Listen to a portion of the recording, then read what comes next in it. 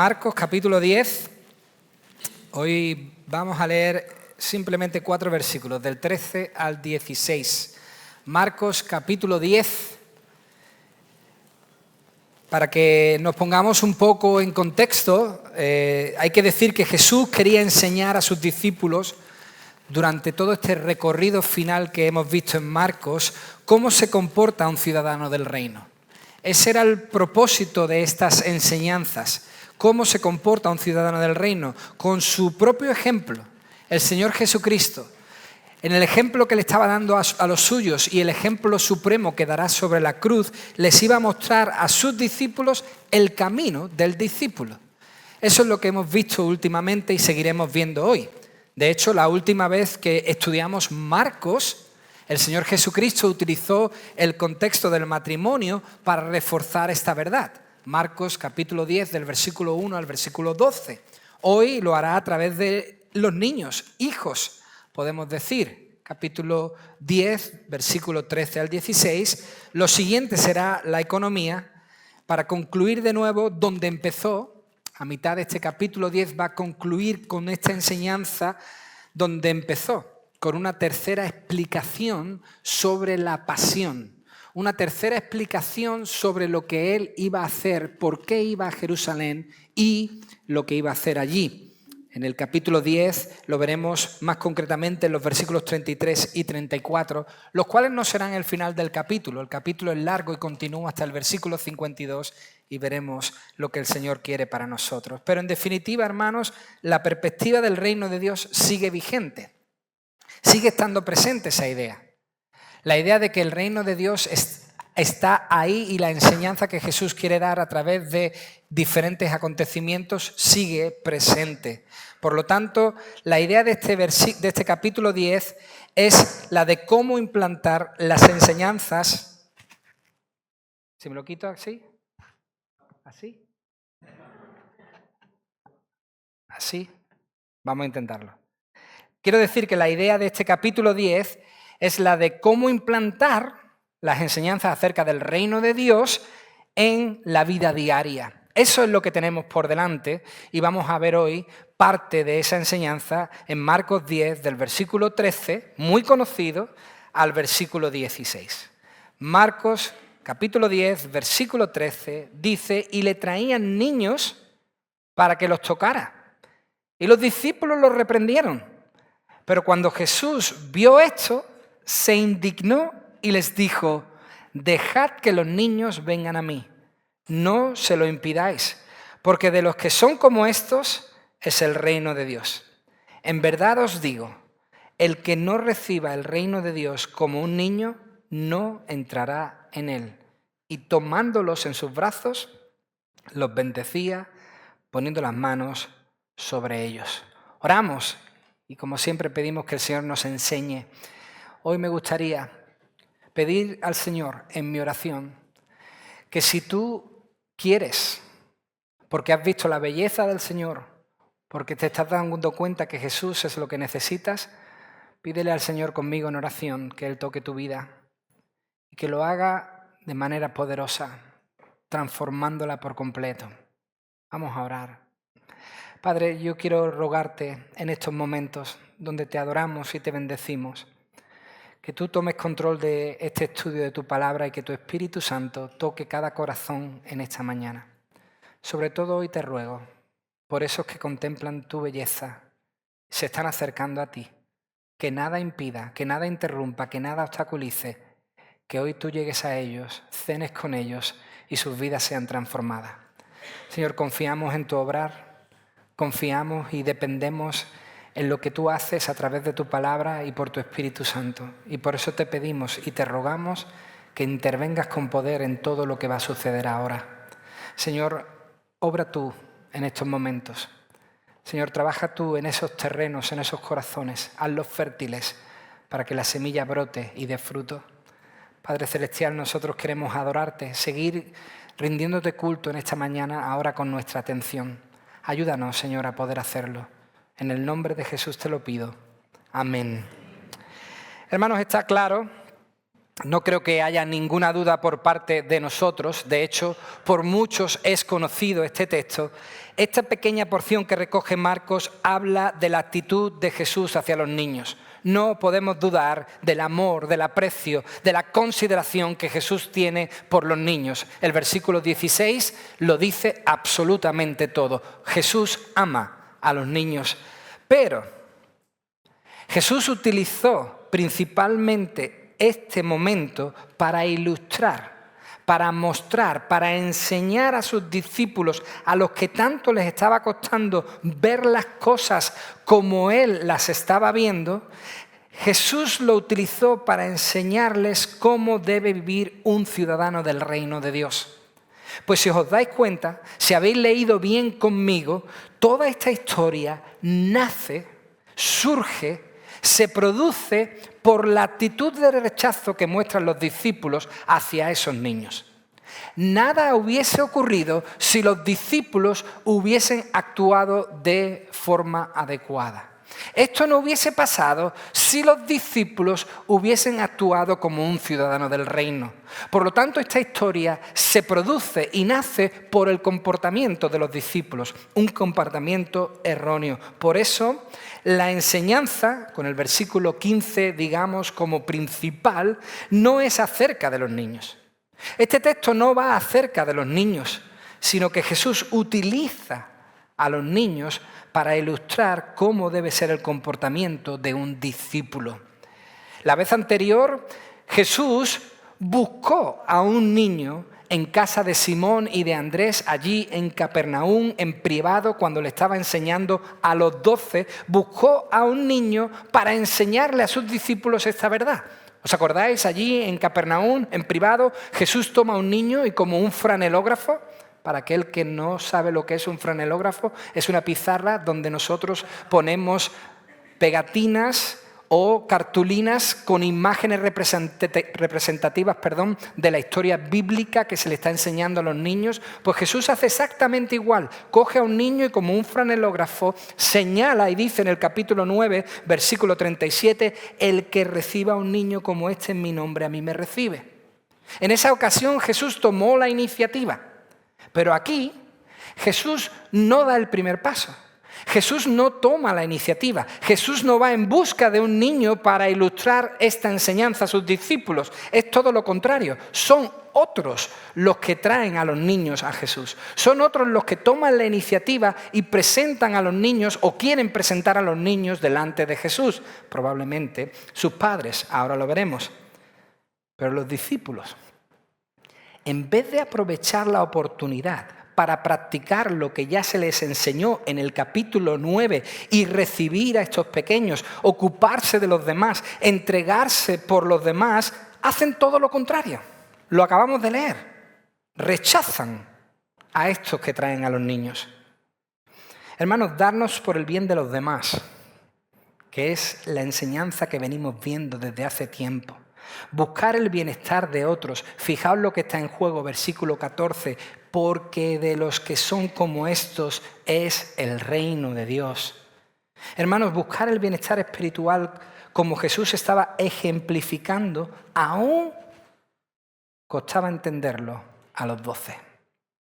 Aún le costaba entender a los 12 que debían vivir una vida sacrificial, una vida dada hacia los demás. De ahí que el enfoque principal del relato no sean los niños en sí, sino el tipo de personas que puedan entrar en el reino de Dios. Los niños representan las características que tienen que tener o que deben poseer los discípulos para favorecer esa entrada. Ellos debían aprender cómo favorecer, cómo hacer, cómo actuar para que todos puedan entrar. Y por supuesto podemos sobreentender por el versículo 13 que son los padres los que querían acercar a los niños hacia Jesús. Y yo digo, bien por ellos. Bien hecho por parte de estos padres. Lo hicieron correctamente, hermanos.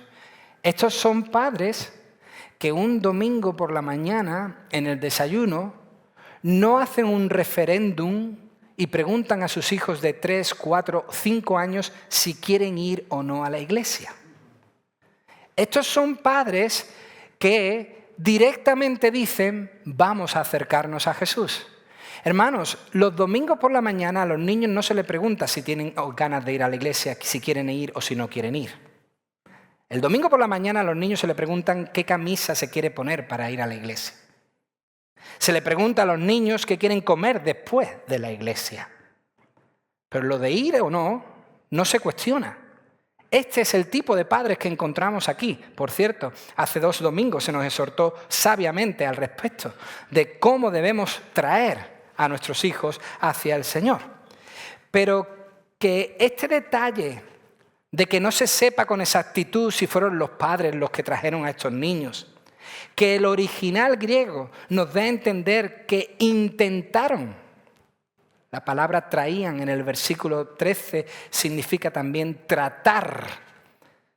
Que se nos diga en el original que estos intentaron repetidas veces traerlos sin éxito.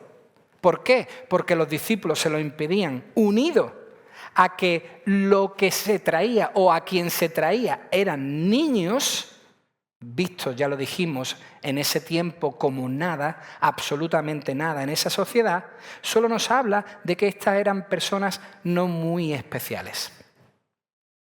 El anonimato, que sean niños, que no se sepan muchos detalles, nos da a entender que estas parecen ser personas no muy especiales. Verdaderamente eran pequeños. Verdaderamente eran pequeños, y no solamente por la edad. Sabemos que eran pequeños porque el versículo 16 nos dice que Jesús los toma en sus brazos. Nos da a entender que eran infantes, sino también por el estatus, por su estatus social. Estos pequeños, don nadie, dice que intentaban traer a los suyos, versículo 13, para que Jesús los tocara. Esto hay que explicarlo bien. El Mateo capítulo 19, que también recoge esta historia, amplía la idea y dice, Mateo 19, 13, para que Jesús pusiese las manos sobre ellos y orase. Eso es lo que buscaban los padres. Y digo que hay que explicarlo bien porque a veces se puede entender aquí que los padres eran un poco supersticiosos, que querían que Jesús simplemente les tocara y ya les iría bien. Podemos llegar a pensar incluso que los padres consideraban esto como un toque mágico que hacía que los niños cambiasen y fuesen más buenos y se portasen mucho mejor. Pero en absoluto, hermanos, lo que buscan estos padres es la bendición de Dios, que Dios responda a la oración que Jesucristo podía hacer por sus hijos.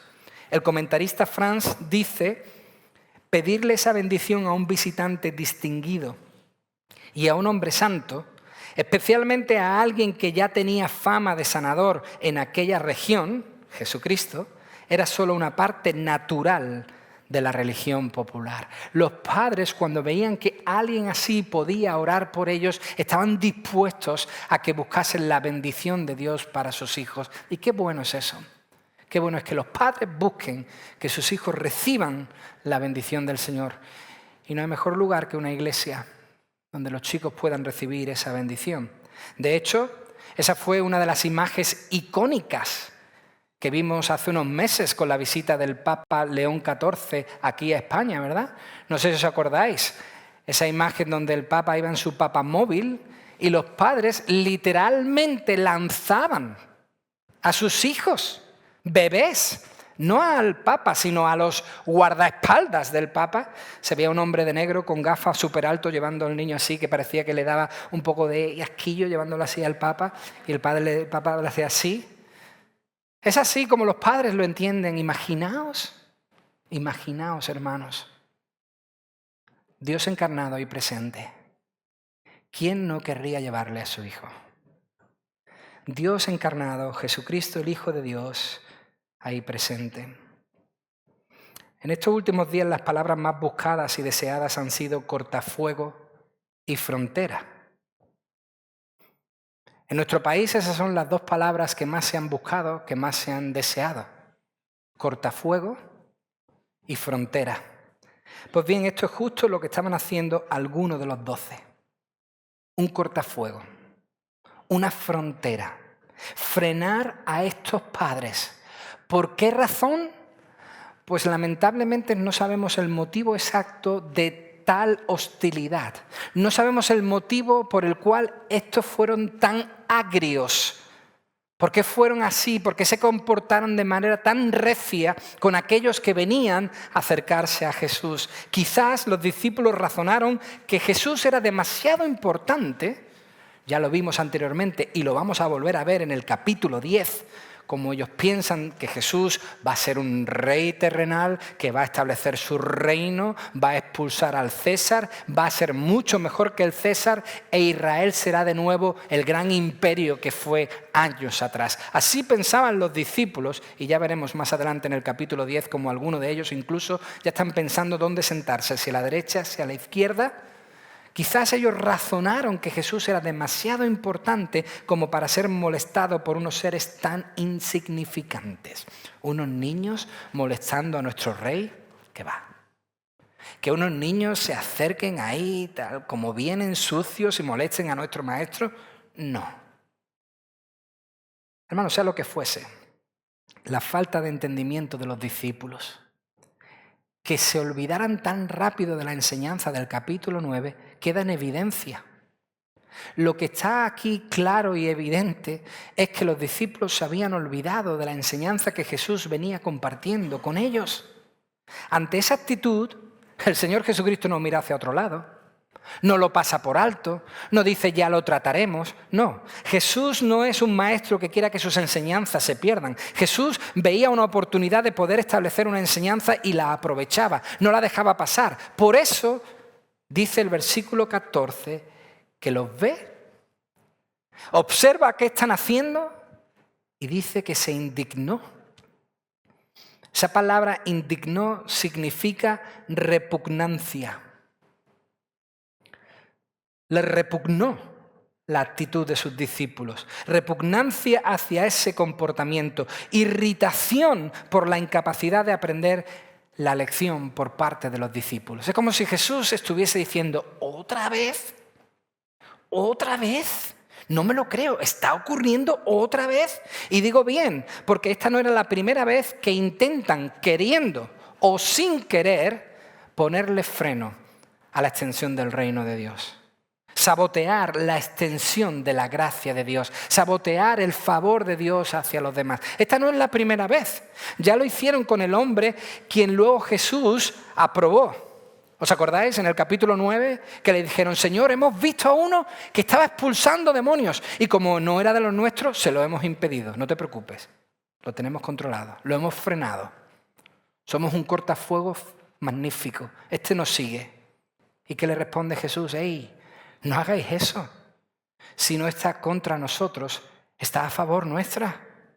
Por lo tanto, esta no es la primera vez que los discípulos intentan sabotear que la gracia, el favor de Dios llegue hacia los demás. Hermanos, Jesús se enfadó con ellos porque no solo eran contrarios a su enseñanza, estaban actuando de manera aún peor. Eran contrarios a su corazón.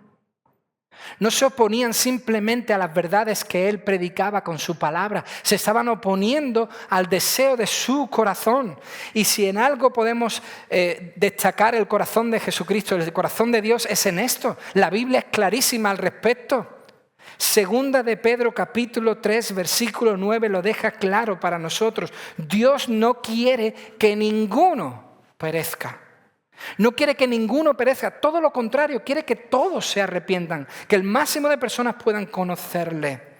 Jesús, en esa magnífica oración de Juan capítulo 17, en el versículo 12, donde el Señor Jesucristo está teniendo una oración preciosa a favor de sus discípulos, dice el Señor Jesucristo en Juan 17, 12, todos los que me diste, los he guardado y ninguno se ha perdido, excepto el hijo de perdición que nunca fue nuestro.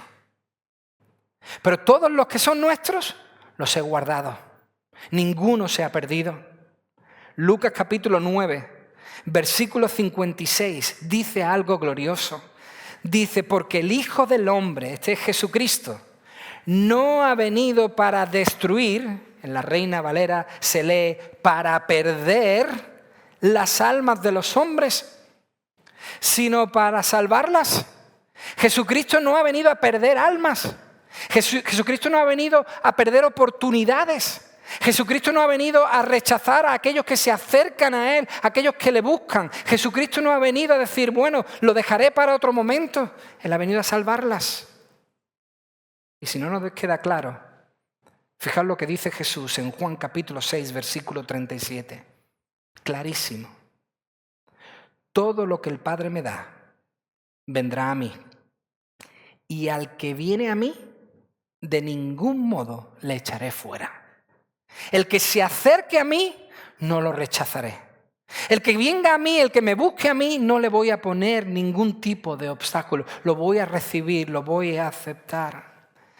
Hermanos, la conclusión que hace aquí Jesús en el versículo 14, glorioso versículo 14, porque de los que son como estos es el reino de Dios, solo puede ser comparada a las gloriosas bienaventuranzas de Mateo capítulo 5. Solo podemos compararlo a lo que Jesús dice en ese precioso sermón de la montaña en Mateo capítulo 5.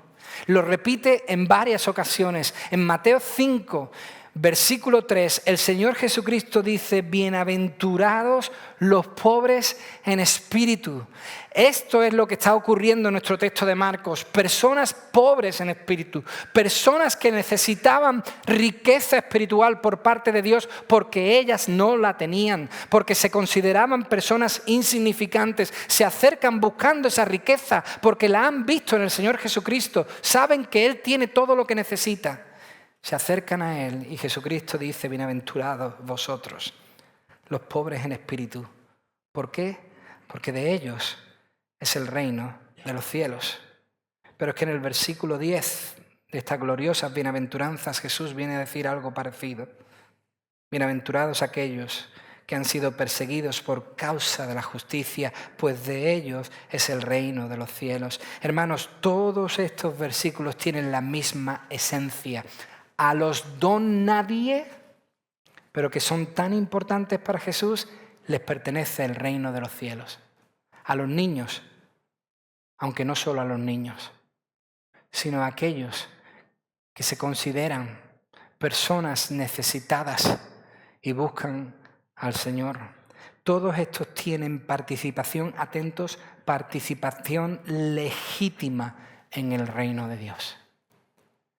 Legítimamente a ellos también les pertenece, porque Dios busca, ama, versículo 14, a los que son de tal clase.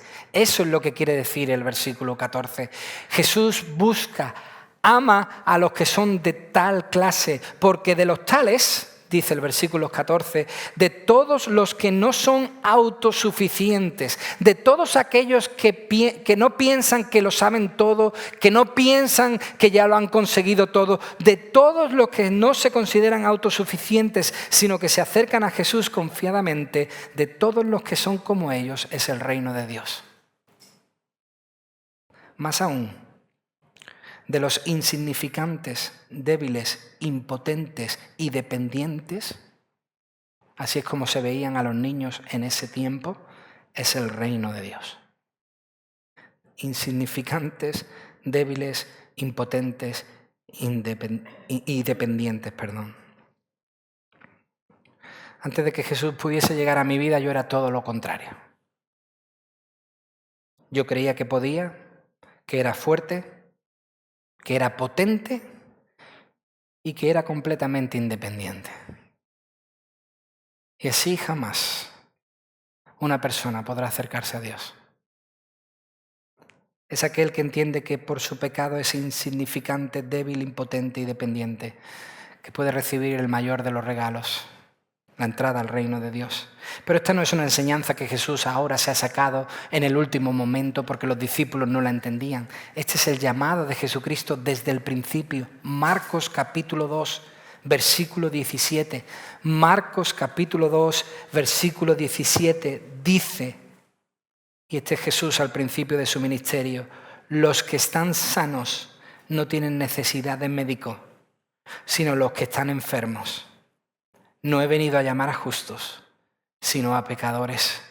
Ese es el llamado de Jesucristo, es lo que vino a hacer, lo que vino a buscar a aquellos que están enfermos. Y quizás sean estos enfermos los que reciban de forma más sencilla, más humilde, libre de dudas y con más confianza lo que Jesús quiere ofrecerles.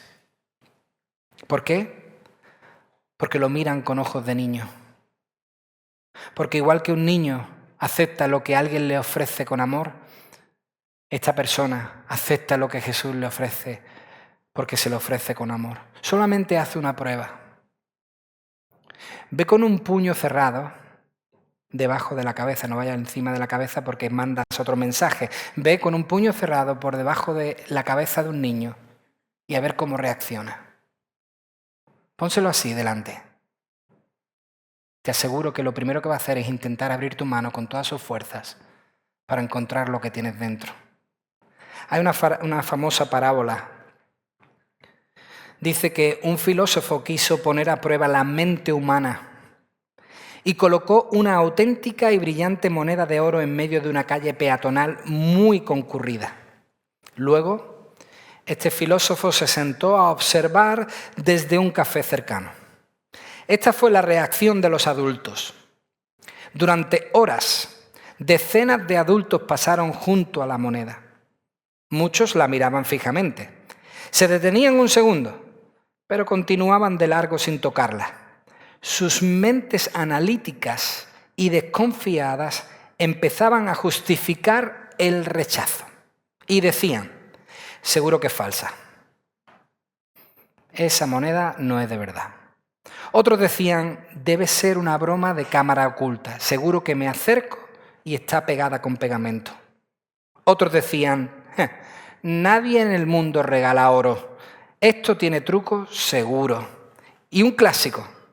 Muchos decían, si fuera real, alguien ya la habría cogido.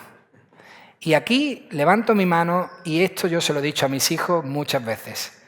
Hijos, nadie regala nada, si fuese de verdad, ya alguien la hubiese cogido.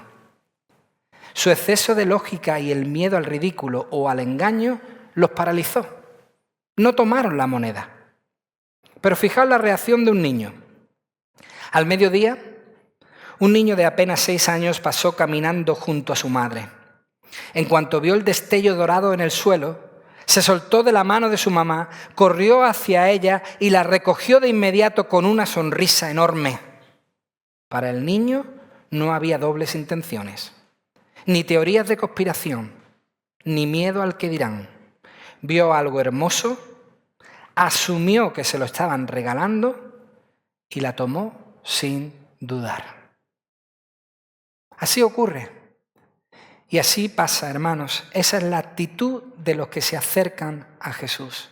Esa es la actitud de aquellos que observando a Jesús a través de las Escrituras, leyendo la palabra de Dios, contemplando la belleza de nuestro Señor y lo que Él ha hecho a nuestro favor, se acercan a Él, le buscan con anhelo, quieren conocerle, están entendiendo que su pecado les aparta de Dios y de todo lo que Dios quiere hacer en su vida. Están entendiendo que la vida que viven no provee ningún bienestar, que el reino de Dios es lo que provee bienestar a la persona. Se acercan a Él, quieren saber más de Él, quieren recibir más de Él. ¿Se lo vamos a impedir? ¿Vamos a ponerle nosotros la zancadilla? ¿No debería ser que el discípulo que ya lleva andando con Jesús tiempo haga todo lo posible para que ese encuentro se dé? ¿Para favorecer ese encuentro? Hermano, Jesús le dice a sus discípulos algo tremendo en este texto. No nos hemos dado cuenta porque lo hemos traducido de una forma que nosotros entendemos que es mejor. Pero Jesús empieza el versículo 15 diciéndole algo a sus discípulos tremendo. En el original griego Jesús le dice a sus discípulos amén. Así empieza el versículo 15. Amén. Eso es lo que significa en verdad. En verdad os digo, cuando Jesús dice amén, y los discípulos ya lo saben porque Jesús lo dice 14 veces en el Evangelio de Marcos, cuando Jesús dice amén es para establecer una declaración solemne, una declaración súper importante, una declaración que es verdad hoy y para siempre. Jesús está diciendo, ciertamente, os aseguro, sí o sí, Jesús está diciendo que esto está garantizado que suceda, una promesa o un castigo. Eso es lo que está diciendo Jesús. Amén. Aunque en nuestro texto hay un matiz a tener muy en cuenta. Que el niño reciba lo que se le ofrece no está basado únicamente en lo que se le ofrece. Que el niño reciba con agrado eso que se le está dando no está basado simplemente en el objeto que se le da, sino que principalmente está basado en la persona que lo ofrece. Ese es el matiz en nuestra historia. El niño aquí lo recibe no solo porque lo que se recibe es grande, sino por quién se le ofrece. Tú debes aceptar la vida eterna que Jesús ofrece, no solo por el valor del regalo, que es eterno, sino porque te lo ofrece Jesucristo. Por eso debes aceptarlo. No por lo que te ofrece Jesucristo, que ya es grandioso, y a veces ahí es donde principalmente nosotros ponemos la atención a la hora de compartir. Mira lo que Jesús te ofrece, vida eterna, y está bien, es correcto, es glorioso, es grandioso, es vida eterna. Pero debe ser aceptado también por quién lo ofrece. Lo ofrece Dios. No lo ofrece el pastor, no lo ofrece un hermano, no lo ofrece una hermana, te lo está ofreciendo Jesucristo, el Hijo de Dios. Te lo está prometiendo el Creador del cielo y de la tierra. Él te está diciendo, aquí tienes mi regalo. Él es el que está dando. Y por eso se acepta, porque el niño confía. La persona que se acerca y ve la belleza de Jesús y entiende que es un regalo, lo acepta con agrado. Para recibir el reino de Dios debes aceptar las condiciones del nuevo pacto. ¿Y cuáles son? No por obras, es por gracia. Debes aceptar el regalo. Debes humillarte ante tu Dios, cambiar tu mente. ¿Has entendido que lo que vivías no es la forma que agrada a Dios? Arrepentirte de esa manera de vivir, tu mente ha cambiado y aceptar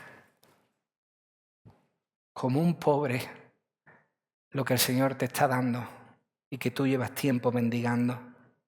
Porque recibir esa invitación ahora es clave. Es clave para que luego puedas entrar. El banquete va a requerir de invitación. Y la invitación se está entregando ahora. Ahora se va por las calles, como dice la parábola. Los suyos no la quisieron. Y entonces el Señor dijo, id por todo el mundo. Entregad la invitación. Ahora es el momento de aceptar la invitación. De tenerla contigo para luego poder entrar. El comentarista Hendriksen dice algo precioso y maravilloso al respecto. Hendriksen dice, entrar en el reino significa entrar en la vida eterna. Equivale a ser salvo. Según Juan 17:3, esta es la vida eterna, que te conozcan a ti, el único Dios verdadero, y a Jesucristo a quien has enviado. La persona que entra en el reino de Dios es que ha conocido a Jesucristo, se ha acercado a Él y a través de Jesucristo ha conocido el favor de Dios. Y dice Hendriksen, este tipo de comunión con Dios supone tener libre acceso al trono de la gracia de Dios. Hebreos 4:16. Acerquémonos con confianza al trono de la gracia para que recibamos misericordia y hallemos gracia para la ayuda oportuna. Significa experimentar el amor de Dios que es derramado en nuestros corazones por el Espíritu Santo. Romanos 5:5. Significa ser transformados a la imagen de Cristo. Segunda de Corintios 3:18 dice, estamos siendo transformados en la misma imagen de gloria en gloria. Significa ser iluminado por la luz del conocimiento de la gloria de Dios en la faz de Jesucristo. Segunda de Corintios 4:6. Significa poseer la paz. Eso que tanto el mundo anhela, poseer la paz de Dios que sobrepasa todo entendimiento. Filipenses 4:7. Significa gozo inefable y glorioso. Pedro dice en Primera de Pedro, capítulo 1, versículo 8, Jesucristo, a quien sin haberle visto le amáis y a quien ahora no veis, pero creéis en Él y os regocijáis grandemente con gozo inefable. Y cuando Cristo vuelva, se nos añadirá un cuerpo transformado y un nuevo cielo y una nueva tierra, tanto para el cuerpo como para el alma. ¡Wow! Eso es todo lo que se ofrece a aquel que entra en el reino de Dios. Hermanos, Jesucristo ha corregido otra vez a sus discípulos sobre el mismo tema. El camino del cristiano es diferente. El ciudadano del reino se porta de manera diferente. El ciudadano del reino piensa en los demás, se sacrifica por los demás, ayuda a que otros puedan acercarse al Señor. Los ha corregido nuevamente en el tomar la cruz. Es una enseñanza que tienen que saber todos aquellos que quieren seguirle. Se les ha corregido en el pensar más bien en otros que en uno mismo. Y otra vez, Jesucristo ha corregido a sus discípulos. Ha tenido que enseñar a sus discípulos cómo ser discípulo. Pero al mismo tiempo, y esto es lo glorioso también del pasaje, al mismo tiempo Jesucristo abre la puerta a cada niño presente. Sí, el texto está centrado en enseñar a sus discípulos, pero al mismo tiempo, ¿os dais cuenta? Jesucristo ha abierto la puerta a cada niño presente. Y uno a uno, dice el versículo 16, uno a uno llegan hasta los brazos de Jesús, que con fervor, me imagino, con amor, me imagino, ora por todos ellos. Atendiendo así al ruego inicial que se hace en el versículo 13. No dejando de desatender aquello que se le pidió en el versículo 13. Es más, esto es lo glorioso. Con cada uno de estos niños vendría un padre o una madre, o ambos, o un amigo, o un familiar. Hay muchos casos así en nuestras iglesias, que después de un niño ha venido un padre o una madre o la familia entera. Probablemente con uno de estos niños vendría un familiar. Lo que quiero decir, hermanos, es que los necesitados, los que le buscaban en el versículo 13 intentando acercarse a él, fueron atendidos y bendecidos. Y eso debió ser una escena impresionante. Eso debió ser una escena memorable. Como uno a uno Jesús abrazaba a esos niños, oraba por ellos, bendecía a la familia y volvía al siguiente. Inolvidable. Ni el mejor final de una buena película puede acabar tan alto. Pero eso no es algo que queda en la memoria y no vuelva a ocurrir.